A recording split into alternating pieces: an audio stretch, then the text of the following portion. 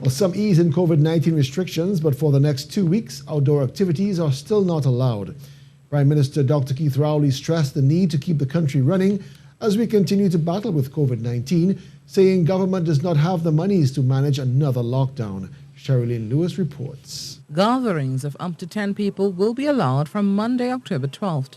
However, this will not be the case for funerals. Today we are going to permit gatherings of 10 people, no more than 10 people. That allows a little more activity. Funerals were limited to 10 people. We believe that in the discipline of funerals, one of the few places that we are almost guaranteed to have some discipline. And we think that we can allow 20 people to take part in a funeral. Prime Minister Dr. Keith Rowley also announced an increase in domestic flights between the islands from 2 flights per day to 6 daily as of October 12th. Dr. Rowley said many Tobagonians who make a living on the coastline and on the reef are in dire need, and so he's allowing exemptions for business purposes to resume. We believe that in consultation with some of the people involved, we believe that we can start back some operations in these 2 areas by granting exemptions to Boku Reef tours and Caroni Swamp tours, those persons who are legitimately engaged in that. As for the stay-on restrictions for another 2 weeks, beaches, gyms, cinemas and churches will stay closed. In-house dining and contact sports are still suspended. The public service is to still operate with a 50% capacity. That is, the rotational roster system will remain in place. The Prime Minister said these activities could come under revision by October 24th.